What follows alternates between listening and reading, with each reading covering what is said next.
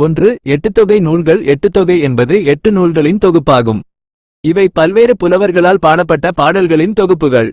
தேர்வுக்கு முக்கியமாக தொகுத்தவர் மற்றும் தொகுப்பித்தவர் விவரங்கள் கேட்கப்படும்.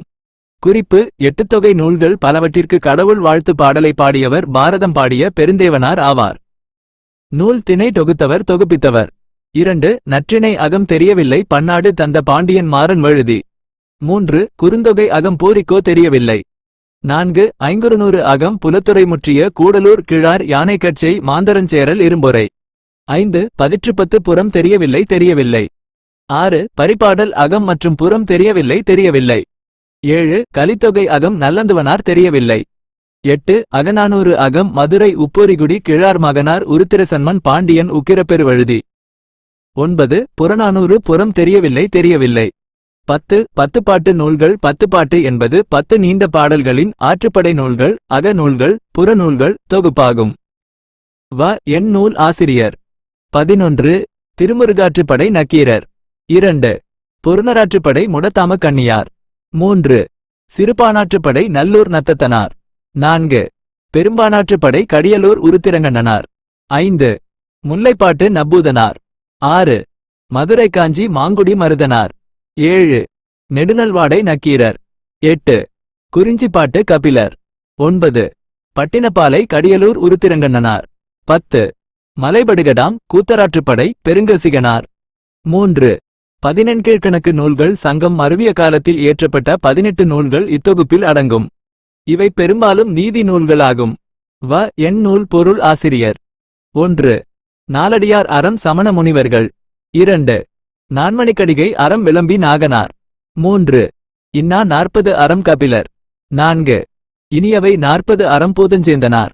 5. திருக்குறள் அறம் திருவள்ளுவர். 6. திரிகடுகம் அறம் நல்லாதனார். 7. ஆசாரக்கோவை அறம் பெருவாயின் முள்ளியார். 8. பழமொழி 400 அறம் முன்றுரை அரையனார். 9. சிறுபஞ்சமூலம் அறம் காரியாச்சான். 10. முதுமொழிக்காஞ்சி அறம் கூடலூர் கிழார். 11. ஏலாதி அறம் கனிமேதாவியார். 12. கார் 40 அகம் கண்ணன் கூத்தனார். 13. ஐந்தினை 50 அகம் மாறன் பொறையனார். 14. ஐந்தினை 70 அகம் மூவாதியார். 15. திணைமொழி 50 அகம் கண்ணன் சேந்தனார். 16. திணைமாலை 150 அகம் கனிமேதாவியார். 17. கைநிலை அகம் புல்லங்காடனார். 18. களவழி 40 புறம் பொய்கையார். 4. ஐம்பெருங் காப்பியங்கள். வயன் காப்பியம் ஆசிரியர். 1. சிலப்பதிகாரம் இளங்கோவடிகள். 2.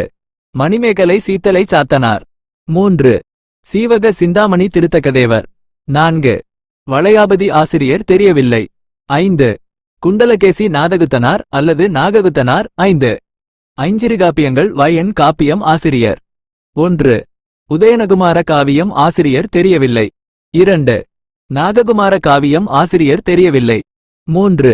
யசோதர காவியம் வெண்ணாவலூர் உடையார்வேள். 4. சூளாமணி தோலாமொழி தேவர்.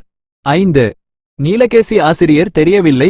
1. சிற்றிலக்கியங்கள். பிரபந்தங்கள். சிற்றிலக்கியம் என்பது வாழ்வின் ஏதேனும் ஒரு சிறு கூறினை மட்டும் சிறப்பாக எடுத்துரைக்கும் இலக்கிய வகையாகும்.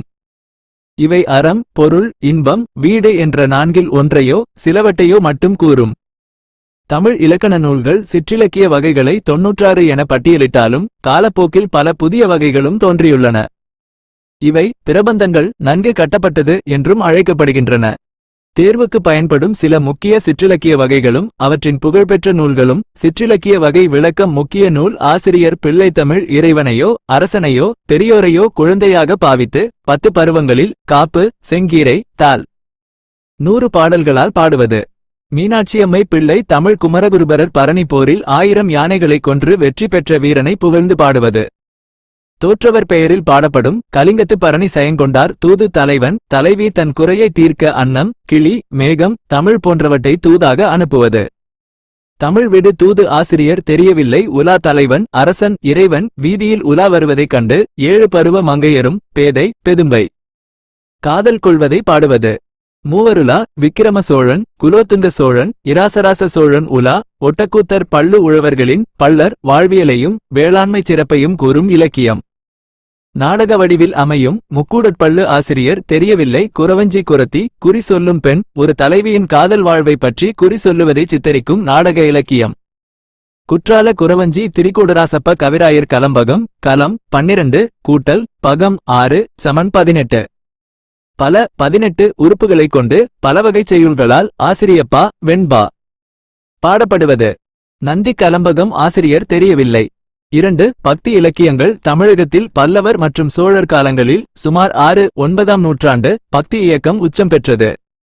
இதன் விளைவாக சைவம் மற்றும் வைணவம் சார்ந்த பக்தி இலக்கியங்கள் பல தோன்றின. சைவ இலக்கியம் 12 திருமுறைகள் சைவ சமய குறவர்களான நாயன்மார்களால் மொத்தம் 63 பேர் பாடப்பட்ட நூல்களின் தொகுப்பே 12 திருமுறைகள் ஆகும். இதனை தொகுத்தவர் நம்பியாண்டார் நம்பி. திருமுறை நூல் கள் ஆசிரியர் சிறப்பு பெயர் 1, 2, 3 தேவாரம் திருக்கடைக்காப்பு திருஞான சம்பந்தர் ஆளுடை பிள்ளை. 4, 5, 6 தேவாரம் திருநேரிசை திருக்குறுந்தொகை திருநாவுக்கரசர் அப்பர் ஆளுடை அரசு தர்மசேனர். 7 தேவாரம் திருப்பாட்டு சுந்தரர் ஆளுடை நம்பி தம்பிரான் தோழன். 8 திருவாசகம் திருக்கோவையார் மாணிக்கவாசகர் ஆளுடை அடிகள். 9 திருவிசைப்பா திருப்பல்லாண்டு 9 அடியார்கள். 10 திருமந்திரம் திருமூலர் தமிழ் 3000. 11 பிரபந்தங்கள் காரைக்கால் அம்மையார் பட்டினத்தார் உள்ளிட்ட 12 அடியார்கள். 12 பெரிய புராணம் சேக்கிழார் திருத்தொண்டர் புராணம் நாயன்மார் வரலாறு குறிப்பு தேவாரம் பாடிய மூவர் சம்பந்தர் அப்பர் சுந்தரர். சைவ சமய குறவர்கள் 4வர் சம்பந்தர் அப்பர் சுந்தரர் மாணிக்கவாசகர். வைணவ இலக்கியம் 4000 திவ்ய பிரபந்தம் பெருமாளை போற்றி 12 ஆழ்வார்களால் பாடப்பட்ட 4000 பாடல்களின் தொகுப்பே 4000 திவ்ய பிரபந்தம் ஆகும். இதனை தொகுத்தவர் நாதமுனிகள். இது திராவிட வேதம் என்றும் அழைக்கப்படுகிறது. முக்கிய ஆழ்வார் முக்கிய படைப்பு கள் பொய்கையாழ்வார் பூதத்தாழ்வார் பேயாழ்வார் முதலாழ்வார்கள் முறையே முதல் 2ஆம் 3ஆம் திருவந்தாதிகளை இயற்றினர். நம்மாழ்வார் திருவாய்மொழி பிரபந்தத்தின் இதயம் போன்றது திருவிருத்தம் திருவாசிரியம் பெரிய திருவந்தாதி. பெரியாழ்வார் திருப்பல்லாண்டு பெரியாழ்வார் திருமொழி. கண்ணனை குழந்தையாக பாவித்து பாடியவர் ஆண்டாள் திருப்பாவை 30 பாடல்கள் நாச்சியார் திருமொழி. 12 ஆழ்வார்களில் ஒரே பெண் குலசேகர ஆழ்வார் பெருமாள் திருமொழி திருமங்கையாழ்வார் பெரிய திருமொழி திருக்குறுந்தாண்டகம் திருநெடுந்தாண்டகம். புதுக்கவிதைகள் ஒரு விரிவான பார்வை. புதுக்கவிதை என்பது 20ஆம் நூற்றாண்டில் தமிழில் தோன்றிய ஒரு நவீன இலக்கிய வடிவம் ஆகும். இது மரபு கவிதைகளின் யாப்பு இலக்கண கட்டுப்பாடுகளிலிருந்து விடுபட்டு நவீன சிந்தனைகளையும் உணர்வுகளையும் வெளிப்படுத்த உருவானது. தோற்றம் மற்றும் வளர்ச்சி. உலக முன்னோடி அமெரிக்க கவிஞர் வால்ட் விட்மன் புல்லின் இதழ்கள் லீவ்ஸ் ஆஃப் கிராஸ் என்ற தொகுப்பின் மூலம் உலக அளவில் புதுக்கவிதைக்கு வித்திட்டவர். தமிழில் முன்னோடி மகாகவி பாரதியார் தனது வசன கவிதைகள் ப்ரோஸ் போயட்ரி மூலம் புதுக்கவிதைக்கான விதையை தூவினார். அவரது காட்சி சக்தி விடுதலை போன்ற படைப்புகள் யாப்பு மரபை உடைத்து புதிய உரைநடை பாங்கில் அமைந்தன. இவை சுயமரியாதை கீதங்கள் என்றும் அழைக்கப்பட்டன. பாரதியாரின் வசன கவிதைகள் புதுக்கவிதையின் தொட்டில் என போற்றப்படுகின்றன. புதுக்கவிதையின் தந்தை ந. பிச்சமூர்த்தி புதுக்கவிதையின் தந்தை என போற்றப்படுகிறார். மணிக்கொடி இதழில் இவரின் காதல் என்ற கவிதைதான் தமிழில் வெளியான முதல் புதுக்கவிதை என கருதப்படுகிறது. 1934.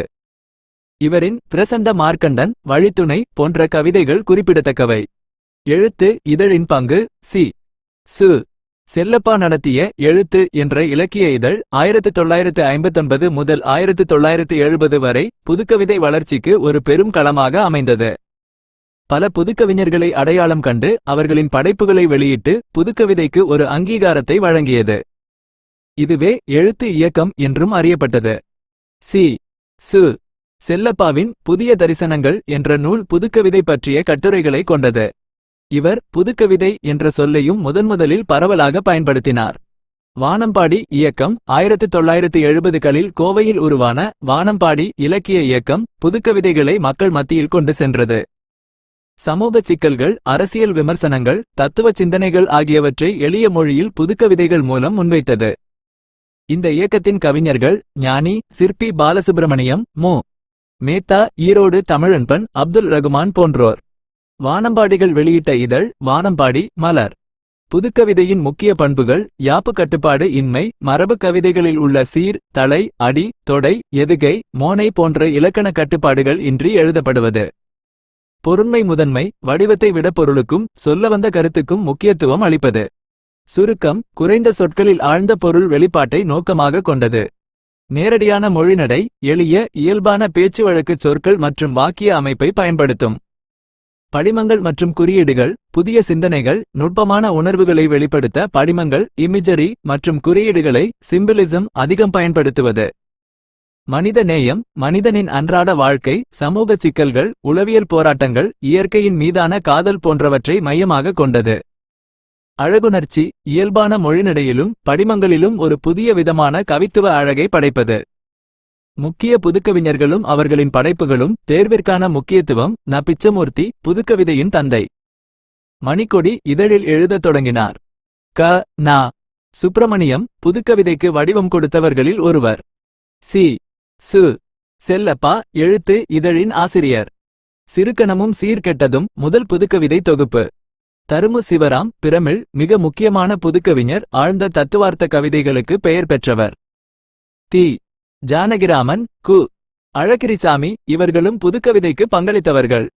சுகந்தி சுப்பிரமணியன் முன்னோடி பெண் கவிஞர்களில் ஒருவர். அப்துல் ரகுமான் ஆலாபனை சாகித்ய அகாதமி விருது பெற்ற நூல் பால்வீதி சுட்டுவிரல். புதுக்கவிதையில் இஸ்லாமிய தத்துவங்களையும் வாழ்வியல் நெறிகளையும் இணைத்தவர். மு. மேத்தா கண்ணீர் பூக்கள் சோழ நிலா ஊர்வலம் நந்தவன நாட்கள். இவரது கவிதைகள் எளிமையும் மென்மையும் கொண்டவை. ஈரோடு தமிழன்பன் வணக்கம் வள்ளுவ சாகித்ய அகாதமி விருது தமிழன்பன் கவிதைகள். வடிவச் சோதனைகளில் ஆர்வம் கொண்டவர். சிற்பி பாலசுப்பிரமணியம் ஒரு கிராமத்து நதி சாகித்ய அகாதமி விருது சர்ப்பயாகம். இயற்பகை நவீனத்துவம் இரண்டையும் இணைத்தவர். வைரமுத்து கள்ளிக்காட்டு இதிகாசம் சாகித்ய அகாதமி விருது ஒரு கிராமத்து நதி திருத்தி எழுதிய தீர்ப்புகள். கல்யாண்ஜி வண்ணதாசன் சில இறகுகள் சில பறவைகள் அந்நியமற்ற நதி. அமைதியான காட்சிப்பூர்வமான கவிதைகளுக்கு பெயர் பெற்றவர். நா. முத்துக்குமார் இக்கால புதுக்கவிதையின் முக்கிய கவிஞர். புதுக்கவிதைக்கான வேறு பெயர்கள் வசன கவிதை பாரதியார் கட்டற்ற கவிதை கட்டுப்பாடற்றது விலங்கொடி கவிதை விலங்குகளை கட்டுப்பாடுகளை ஒடித்தது சுயமரியாதை கீதங்கள் புதுப்பாட்டு லகு கவிதை. புதுக்கவிதைகள் இன்றைய நவீன இலக்கிய உலகில் தனக்கென ஒரு தனி இடத்தை பிடித்துள்ளன. சமூக மாற்றங்கள் தனிமனித உணர்வுகள் தத்துவ சிந்தனைகள் என பல்வேறு தளங்களில் புதுக்கவிதைகள் தொடர்ந்து பங்களித்து வருகின்றன. இந்த தகவல்கள் புதுக்கவிதை பற்றிய உங்கள் புரிதலை மேம்படுத்தி தேர்வுக்கு உதவும் என்று நம்புகிறேன்.